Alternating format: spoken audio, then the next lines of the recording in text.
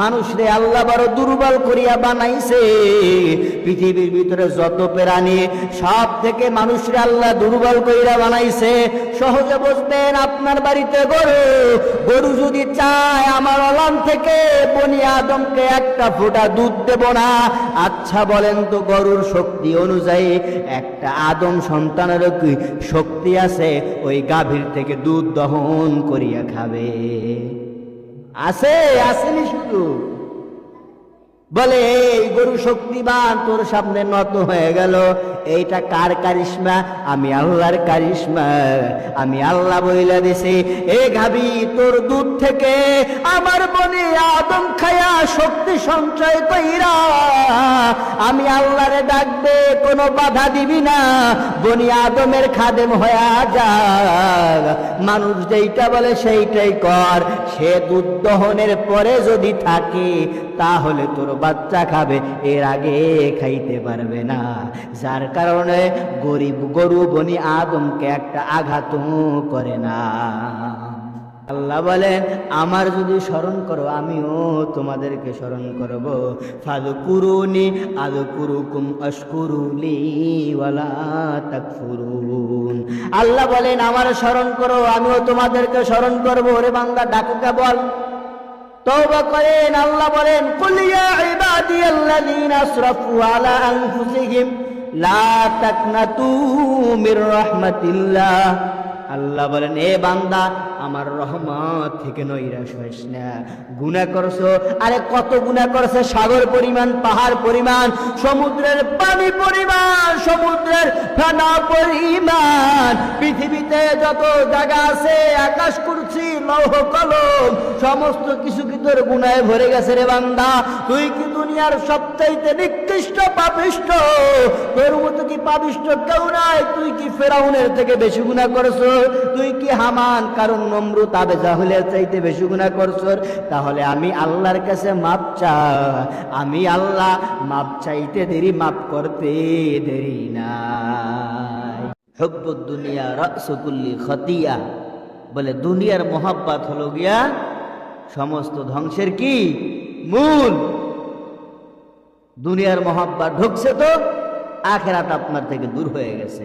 আল্লাহ পাকের রাসূল বলেন, যার ভিতরে দুনিয়ার মোহাব্বত ঢুকবে সে ধ্বংস হয়ে গেছে, আর যার ভিতরে আখিরাত ঢুকবে আল্লাহ পাক তাকে দুনিয়া এমনিতেই দিয়ে দেবে।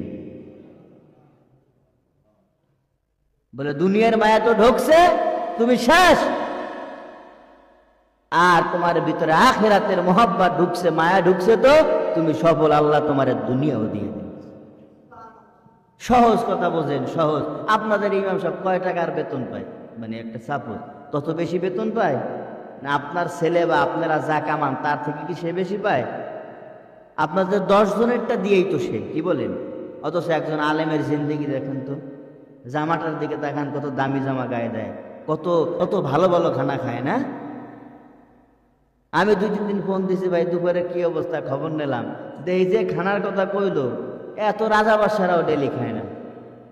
কি ঠিক বললাম না আমি? অর্থাৎ সবাই একদিন খাওয়ায়, এতদিন পরে হুজুর আমগো বাড়ি আবে খাবে, তো এই 1 মাস পরে, 1 মাসের ভিতরে সবচেয়ে ভালো খানার আয়োজন করে। একটা গরিব মানুষও সে তার সমাপ্ত দিয়া সর্বোচ্চ ভালো খানা খাওয়ানোর চেষ্টা করে একজন আলেম নাকি, ঠিক না? তো দেখেন, রিজিকের মালিক কে? টাকার মালিক, সবকিছুর মালিক কে? আল্লাহ। দেবে তো আল্লাহ। আখিরাতের পিছনে দৌড়ান, দুনিয়া অটোমেটিক আইসা যাবে। কান টান দিলে যেমন মাথা আসে, আখিরাতের পিছনে দৌড়াইলে অটোমেটিক দুনিয়া আসবে। আর আখিরাত ছাইরা দুনিয়ার পিছনে দৌড়াবেন, আপনার কপাল ধ্বংস, আখিরাত চিরতরে আপনার নসিব থেকে বরবাদ হয়ে যাবে। এই জন্য আখিরাতের পিছনে দৌড়ান।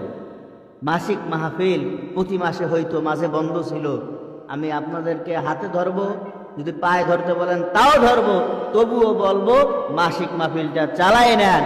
আমি আসবো এরকম না, আপনাদের যারা পছন্দ তারা নাম বলবেন, হুজুর রে, হুজুর তারে আইনে দেবে। এরপরও বলবো মাসে মনে একটা মজমা করেন। এটা কি হয়, আপনার এই যে শিশুরা, এরা কি নাবালক না?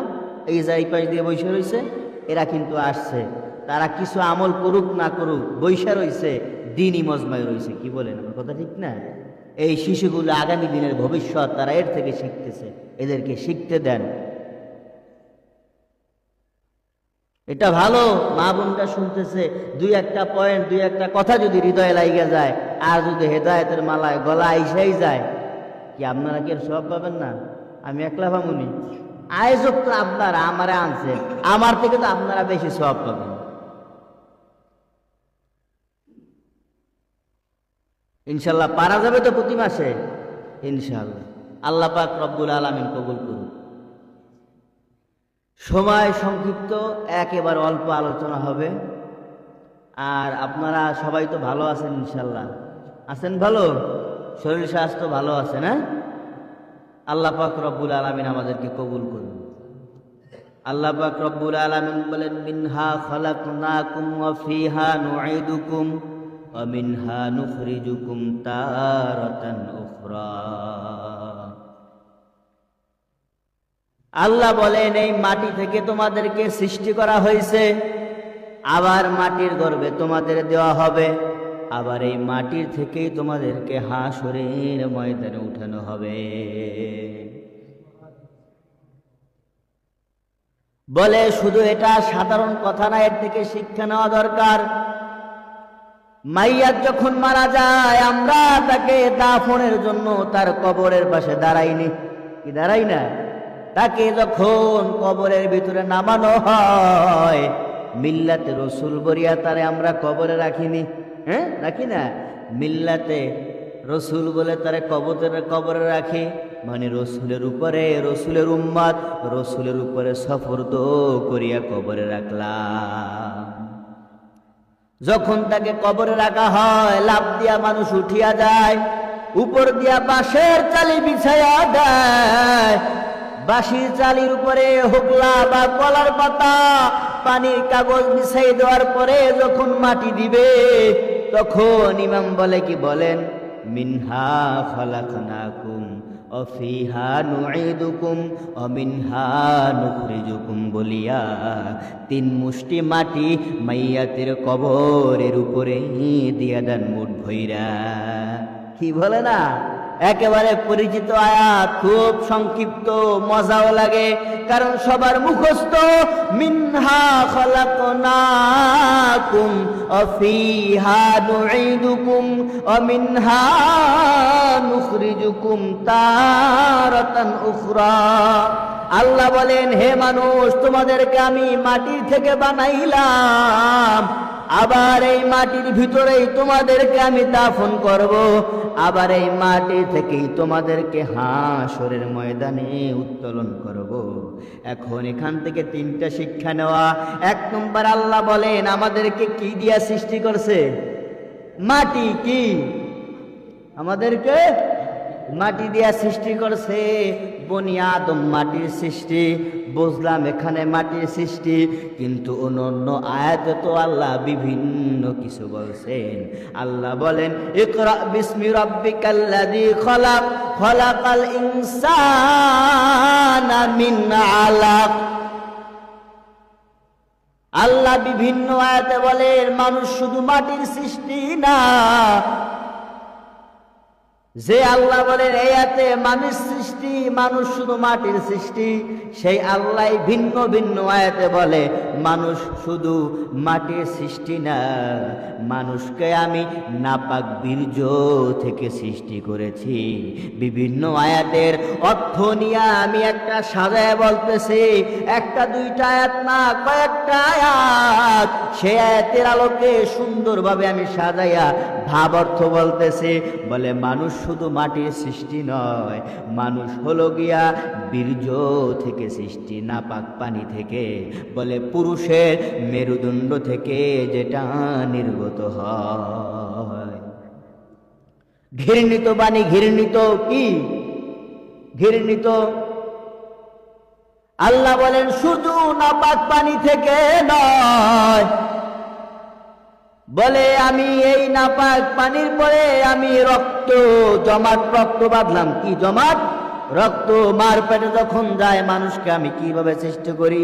জমাট রক্ত। এই রক্তের উপরে আমি গোশত দেই, এরপরে আমি হাড্ডি দেই, হাড্ডির উপরে আবার গোশত দেই, এরপরে তারে হাত পা যা লাগে সব কিছু দিয়ে আমি তার ভিতরে রূহ ফুঁকে দেই, এরপরে সে মানুষ হয়।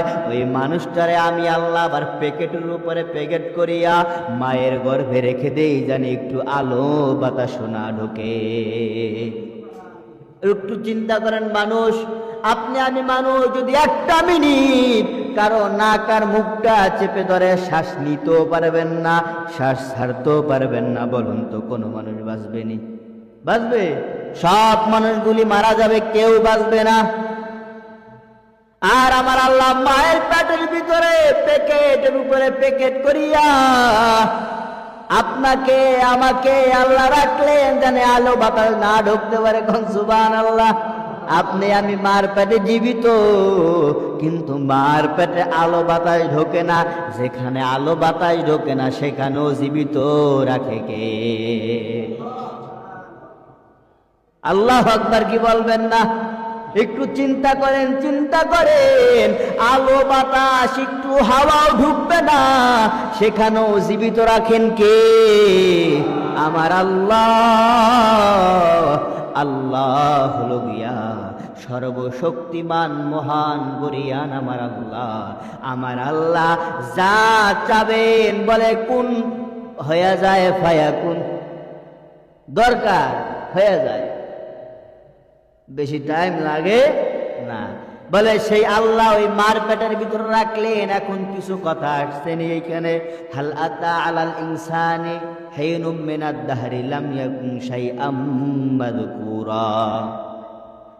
বলে আল্লাহ শুধু নাপাক পানি দিয়া সৃষ্টি করবেন, শুধু এটাই বলেন নাই। আবার এই আয়াতে বুঝলাম মাটি দিয়া, শুধু মাটি দিয়াও না, বলে রক্ত বানাইছে প্রথমে, এর উপরে আবার গোশত, এরপরে আবার হাড্ডি, এর উপরে আবার গোশত, আবার রুহুটা ফুঁকে দেছে। তাহলে মানুষ আসলে কিসের সৃষ্টি? তাফসীরের কিতাবের ভিতরে মুফাসসিরে কেরাম লেখেন, মানুষ জাতগতভাবে মাটির সৃষ্টি, কারণ তার বাবা আদমকে আল্লাহ পাক রব্বুল আলামিন সরাসরি মাটি দিয়া বানাইছেন। কি দিয়া? সরাসরি মাটি দিয়া। বাপ যেমন সন্তান হবে কেমন, কি তেমন না? বাপ যেমন সন্তানের বৈশিষ্ট্য কি হবে তেমন হবে। মানুষ বাপের পরিচয়, মানুষ বাপের পরিচয় না থাকলে সে হয়নি ভালো সন্তান, হ্যাঁ, বৈধ হয়নি।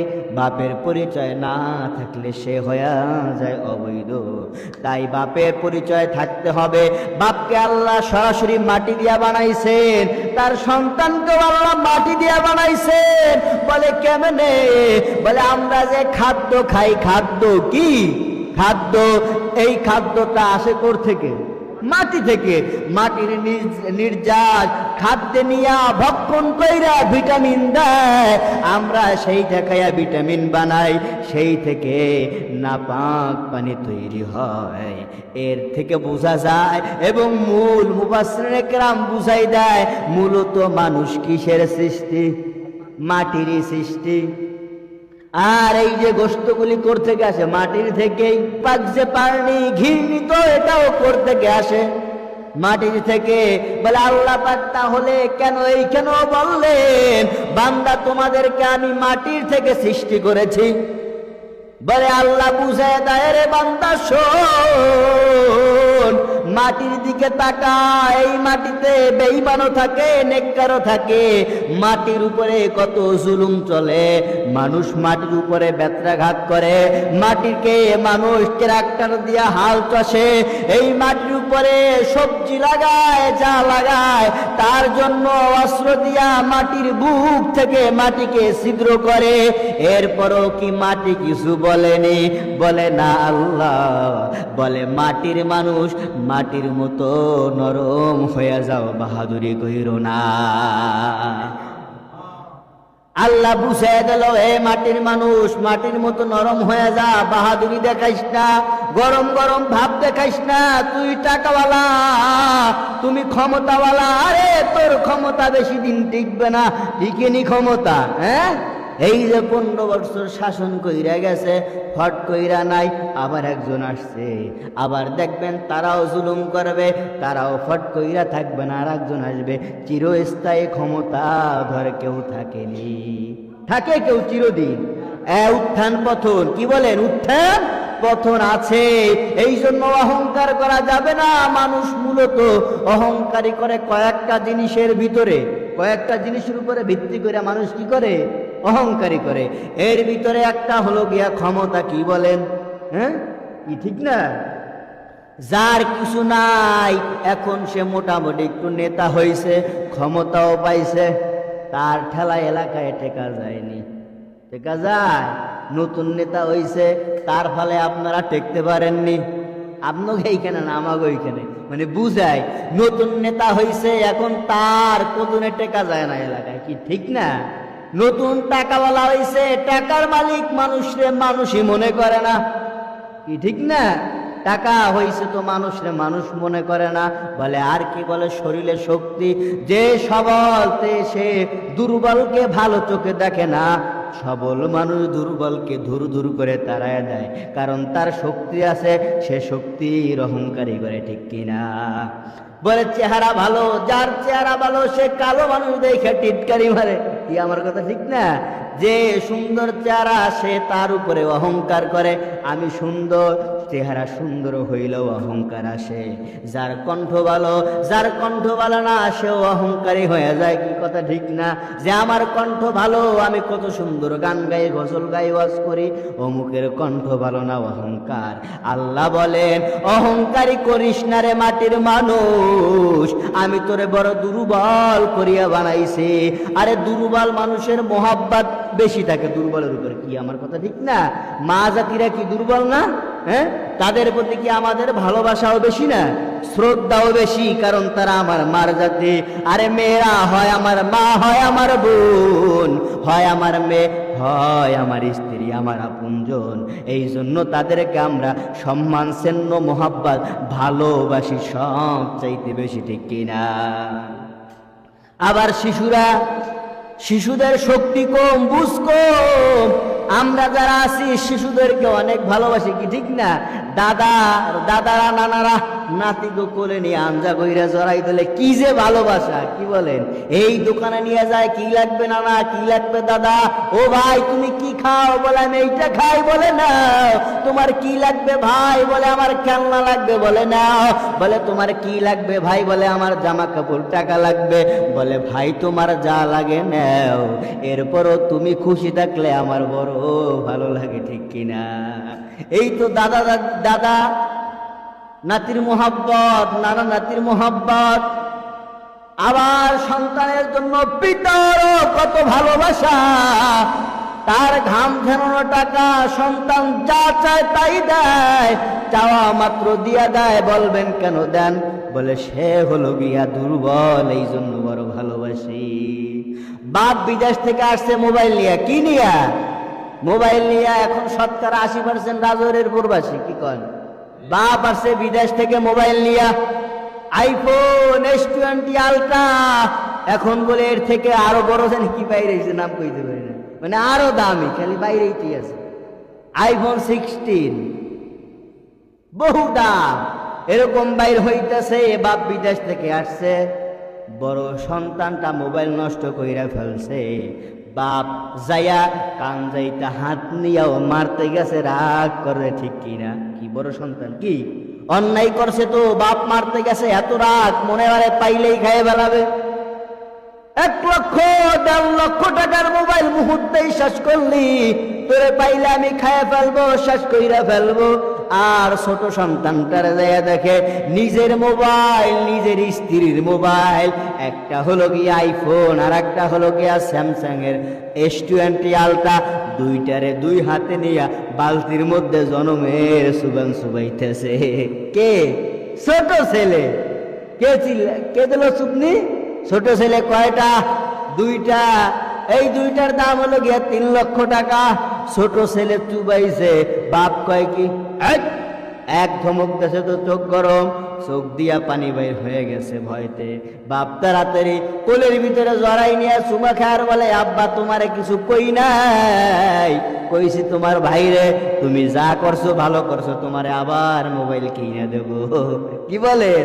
এখন কোন বড় সন্তানরে গেল মারতে, ছোটটারে মারলো না কে? কারণ দুর্বল অবুঝ, ওর ভিতরে বুঝ নাই। আল্লাহ বলেন অখুলিকাল ইনসানু যায়িফা, মানুষরে আল্লাহ বড় দুর্বল করিয়া বানাইছে। পৃথিবীর ভিতরে যত প্রাণী সব থেকে মানুষরে আল্লাহ দুর্বল করিয়া বানাইছে। সহজে বুঝবেন, আপনার বাড়িতে গরু যদি চায় আমার অলাম থেকে বনি আদমকে একটা ফোঁটা দুধ দেব না, আচ্ছা বলেন তো গরুর শক্তি অনুযায়ী একটা আদম সন্তানের কি শক্তি আছে ওই গাভীর থেকে দুধ দহন করিয়া খাবে? আছে? আসেনি শুধু বলে এই গরু শক্তিবান তোর সামনে নত হয়ে গেল, এইটা কার কারিশমা? আমি আল্লাহর কারিশমা। আমি আল্লাহ বইলা দিছি, এ গাভী তোর দুধ থেকে আমার বনি আদম খায়া শক্তি সঞ্চয় কইরা আমি আল্লাহরে ডাকবে, কোনো বাধা দিবি না, বনি আদমের খাদেম হয়ে যা। মানুষ যেইটা বলে সেইটাই কর। সে দুধ দহনের পরে যদি থাকে তাহলে তোর বাচ্চা খাবে, এর আগে খাইতে পারবে না। যার কারণে গরু বনি আদমকে একটা আঘাত করে না। কি সুবহানাল্লাহ কবেন না? বোঝেন বোঝেন, বয়ান বোঝেন, দিন বাড়িতে বয়ান শোনেন, এই কান দিয়া শোনেন, ওই কান দিয়া বাইর করেন, এইটার নাম বয়ান না। কথায় কথায় হাদিস, আয়াত নাম্বার, পারা নাম্বার, এইটার নাম বয়ান না। বয়ান হলো গিয়া ওইটাকে বলে বয়ান। উপস্থিত মজমার মধ্যে যারা থাকবেন তাদের কি খোরাক লাগবে সেই অনুযায়ী কথা বলার নাম বয়ান। বয়ান শুনিয়া দু ফোঁটা চোখের পানি নরম, দু ফোঁটা চোখের পানি পড়বে, অন্তরটা নরম হবে, আমলের প্রতি মোহাব্বত বাড়বে, আল্লাহর আযাবের প্রতি ভয় আসবে, জান্নাতে যাওয়ার আশা জাগবে, জাহান্নাম থেকে ফিরে আসার মতো মন মানসিকতা তৈরি হবে। এইটার নাম হলো গিয়ে ওয়াজ। বুঝছেন? এখন আমাদের সমাজে কান্না নাই, কেউ কাঁদেই না, খালি হাসি, ওয়াজ, অট্ট হাসি আর গজলের মহড়া। কত সুন্দর সুন্দর গান, কত সুন্দর সুন্দর গজল, অট্ট হাসি। মাহফিল 2 ঘন্টার মাহফিল, বড় মজা পাইছে, হুজুর চমৎকার বয়ান করেছে। যদি বলেন একটা ফোঁটা কি চোখের পানি কারো পড়ছে? বলে হুজুর তো কান্নার ওয়াজ করে না। বলে কেন? বলে হুজুর হলো গিয়া এস্টাবলিশ বক্তা। কি বক্তা? এস্টাবলিশ বক্তা। শ্রোতা হইয়া চায়, আসলে ওইটা না, বয়ানে বসবেন চোখের পানি ফেরানোর জন্য। বোঝা গেছে বাবারা? এই জন্য বলতেছিলাম, আল্লাহ পাক বলেন মিনহা খালাকনাকুম, আমি আল্লাহ তোমাদেরকে মাটির থেকে সৃষ্টি করেছি। আল্লাহ কেন মাটির থেকে সৃষ্টি করেছেন আর কেন আমাদেরকে বারবার জানায় দেয়? আল্লাহ বলেন মানুষ তোমাদেরকে আমি মাটির থেকে সৃষ্টি করেছি, মাটির মতো নরম হয়ে যাও, আগুনের মতো গরম হইও না। বোঝা গেছে? বোঝা গেছে? দ্বিতীয় নম্বর, আবার তোমাদেরকে আমি এই মাটির ভিতরেই তোমাদেরকে আমি দিয়ে দিব। মানে আমি আল্লাহ তোমাদেরকে মৃত্যুর পর আবার মাটির ভিতর, ওই কবরের ভিতরে দিব, যেখানে নিচে মাটি, ডাইনে মাটি, বামে মাটি, সামনে পিছনে মাটি, উপরে মাটির বিছানা। ওই অন্ধকার গহীন কবরে দিব। চিন্তা ফিকির করিয়া বান্দা কবরে যাইও, কারণ ওই কবরটা ভালো জায়গা না। ওই কবরটা কি ভালো জায়গা না? কবরটা বড় ভয়ানক জায়গা। বলে কবর কিরকম ভয়ানক জায়গা? বলে কবর যেমন ভয়ানক জায়গা আবার তেমন ভালো জায়গা। বলে কেমন ভালো? বলে জান্নাতীরা যখন কবরে যাবে, আমলদার ব্যক্তি, গুনাহমুক্ত ব্যক্তিরা, ইমানদাররা যখন কবরে যাবে, আল্লাহ বলবেন এই কবরের ভিতরে ফেরেশতারা জান্নাতের বিছানা বিছিয়ে দে। জান্নাতের সাথে কবরের সাথে একটা লাইন করিয়া দাও, বান্দার যত দূর চোখের দৃষ্টি যায় তত দূর পর্যন্ত কবরটাকে প্রশস্ত করিয়া দাও। সুবহানাল্লাহ কবেন না? বান্দা কিয়ামত পর্যন্ত কবরে থাকবে, জান্নাতের ঘেরান ওই কবরে আসবে, আর নাজ নিয়ামত দেখতে দেখতে কিয়ামত আইসা যাবে, বান্দা টের পাবে না। এটা কে পাবে? কে? নেককাররা। উল্টো বদকাররা যখন কবরে যাবে, আল্লাহ বলবেন, এ ফেরেশতারা কবরে জাহান্নামের বিছানাটা বিছায়া দাও।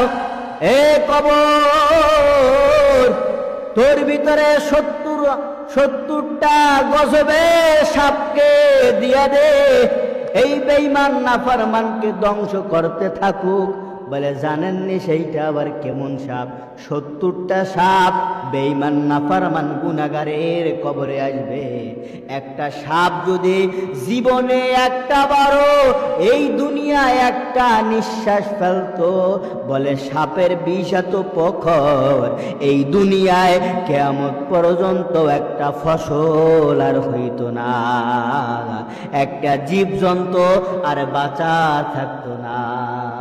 একটু চিন্তা করেন, একটু চিন্তা করেন। এক কান দিয়ে শুনেন না। আমি যদি একটানে বইলা যাইতে পারি বড় মজা লাগবে, আমার অল্পতে শেষ। কিন্তু আমি কেন বলতেছি বারবার বোঝেন, একটু মাথায় খিলান। সহ্য করতে পারবেন নি রে বাবা? একটা মাইজালিতে যদি কামড় দেয় পারেননি সহ্য করতে? একটা পিঁপড়ায় কামড় দিলে, আরে পিঁপড়া তো বড় দূরের কথা, একটা মশায় যদি ভালোভাবে কামড় দেয়, বলে ডেঙ্গু হয়েছে, ডেঙ্গু, ওর মরণ তাড়াতাড়ি 1 সপ্তাহের ভিতরে মরবে। কি কথা ঠিক না? একটা মশায় কামড় দেয়, ডেঙ্গু, কি ব্যথা! নিজে চুলকাইতে বড় গর্ত বানাই ফেলায়, কি হয় না? ইনফেকশন হয়ে যায়, ইনফেকশন।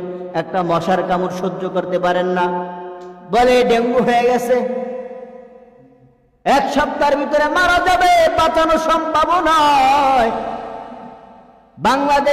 বাংলাদেশকে দুইবার বিশ্ব চ্যাম্পিয়ন হাফেজ কোরআন গত মাসে মারা গেল এই ডেঙ্গু জ্বরে। একেবারে তরুণ যুবক, আমার এক বয়সী সমবয়সী আমরা।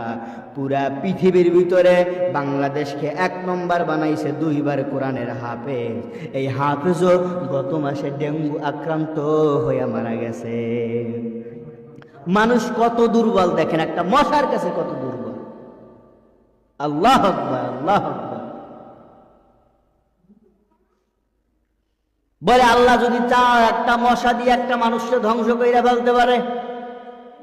আল্লাহ বড় কুদরতওয়ালা, আল্লাহর কুদরত বোঝা বড় দায়।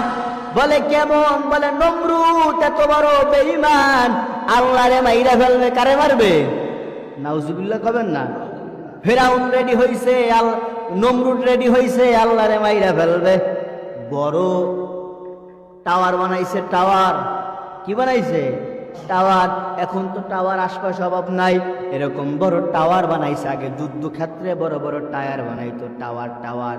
ওই টাওয়ারে উঠা দূরবীন দিয়া দেখতো শত্রুরা কোথায় আছে, আবার চিহ্নিত করতো তীরটা কোথায় মারা যায়। মানে কৌশল, যুদ্ধক্ষেত্রের কৌশল। টাওয়ার একটা উত্তম মাধ্যম ছিল। তো নমরুদ টাওয়ার বানাইলেন, বিশাল বড় টাওয়ার। আল্লাহরে মাইরে ফেলবে। কেইসে বড় বেঈমান, আল্লাহরে মাইরে ফেলবে। টাওয়ারে উঠা তীর হাতে নিয়ে আকাশের দিকে মারছে। ঘটনাক্রমে একটা পাখি আকাশ দিয়ে উড়তেছিল, পাখির লাগছে, রক্ত ভরছে নি। এখন কি ভরছে না? রক্ত বাইরা যখন তীরটা নিচে আইছে, এনে নমরুদ খুশি হয়ে গেছে, আল্লাহর আমি মাইরা ফেলছি। আল্লাহরে কি করছে? মাইরা ফেলছে। একটা ল্যাংড়া মশা আল্লাহর কাছে আবদার করে, ও মালিক আল্লাহ, এর মতো পাপিষ্ট নিকৃষ্ট বেদামি লোককে আপনি ধ্বংস করার জন্য বিভিন্ন কিছু পাঠাবেন কেন? আমার মতো একটা ক্ষুদ্র ল্যাংড়া মশাকে পাঠান। আল্লাহ বলেন, যাও, তোমার অনুমতি দিলাম।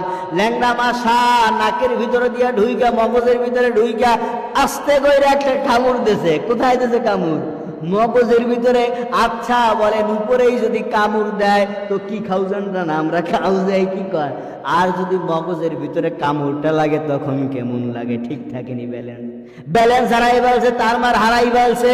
বলে কবিরাজ ডাক, ডাক্তার রাগ, যারা আছে সবাই রে ডাক, এ জ্যোতিষীরা কো, তাড়াতাড়ি আমার চিকিৎসা কর, আমার ভালো লাগে না, এমন অবস্থা আমার জীবনে হয় নাই। কি হইল? আমি নমরুদ রে বাঁচা, আর কি লাগবে তোদের? টাকা পয়সা ধন দৌলত যা লাগে নে, আমি নমরুদ রে বাঁচা, আমার আর ভালো লাগে না। ডাক্তারের চিকিৎসা করে নমরুদ ভালো হয় না, কবিরাজ চিকিৎসা করে ভালো হয় না, জ্যোতিষীরা ভালো হয় না, দার্শনিক তার ওইখানে বৈঠকে যারা ছিল কেউ পারে না ঘটনা করবে।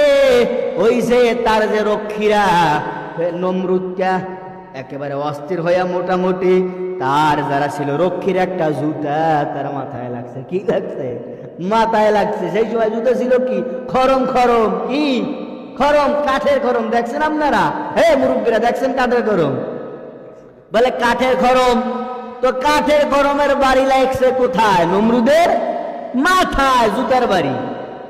এখন বাড়ি লাগার হাতে হাতে হ্যাং মাথা ভালো হয়ে গেছে, মানে মাথা তো হ্যাং, মোটামুটি আমি একটু তবদা খেয়েছে, মানে ব্যথা কমছে, ভালো লাগতেছে। নমরুদটায় কি লাগলো? দেখে জুতা, যেমন আমেরিকার ডব্লু বুশ, তারা সাংবাদিক জুতা মারছে। এক লোক যে তারা জুতা মারছে, সাংবাদিকরা প্রশ্ন করছে, ও ডব্লু বুশ, জুতার বাড়ি কেমন? বলে ডোন্ট মাইন্ড, এটা আমার গণতান্ত্রিক অধিকার, জুতার বাড়ি আমার কাছে খারাপ লাগে নাই, ভালো লাগছে। বেহায়াদের কাছে কি জুতার বাড়িও ভালো লাগে, তো নমরুদের কাছে জুতার বাড়ি এখন কি লাগছে? খুব মজা লাগছে, ভালো লাগছে। নমরুদ প্রহরীরা শোন, তোরে আমি আজ থেকে নিযুক্ত করলাম, তুই আমারে শুধু জুতা দিয়েই বাইরেইতে থাকবি। তোর কাম কি? তুই আমারে জুতা দিয়েই বাইরেইতে থাকবি। আল্লাহ যারে বেজ্জতি করে তারকে ইজ্জত দেওয়ার কেউ নাই, আল্লাহ যারে ইজ্জত দেবে তারে বেজ্জতি করার কেউ নাই। কুলিল্লাহুম্মা মালিকাল মুলকি তুতিল মুলকা মিম্মান তাশা ওয়া তুইজ্জু মান তাশা ওয়া তুযিল্লু মান তাশা বিয়াদিকাল খায়র। বলে আল্লাহ পাক রব্বুল আলামিন যাকে ইচ্ছা সম্মান দেবেন, যাকে ইচ্ছা দেবেন না। কেউ সম্মান চাইও নিতে পারবে না, কেউ সম্মান ছিনাইও নিতে পারবে না। আল্লাহ যারে দেবে সে পাবে, যারে দেবে না সে পাবে না। নমরুদরে আল্লাহ দেশ অপমান, লোক ঠিক করছে আমারে খরম দিয়া বাইরাবি, বাইরায় মজা পায়, পরে আরো জোরে বাইরাও, যত জোরে বাইরায় তত মজা পায়। এখন প্রহরী বলে, ও হুজুর আমি আর পারবো না, ও বাদশা নামদার আমি আর পারবো না, আমার আর কুলায় না, আরো লোক রাখেন। ফেরাউন বলে, তোমার যত লোক লাগে তত লোক নাও, ওই লোক নিয়া দায়িত্ব মতো আমার একশের খরম জুতা দিয়া পিটাইতে থাকো। ফেরাউনকে জুতা দিয়া পিটাইতে পিটাইতে মাথা থেতলাইয়া দুনিয়ার থেকে বেজ্জতের সহিত বিদায় হয়ে গেছে।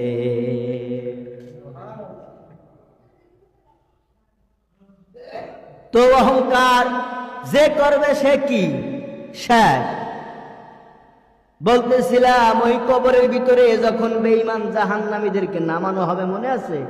বেঈমানরা যখন কবরের মধ্যে যাবে তখন আল্লাহ বলবেন, এ কবর জাহান্নামের বিছানা বিছায়া দাও।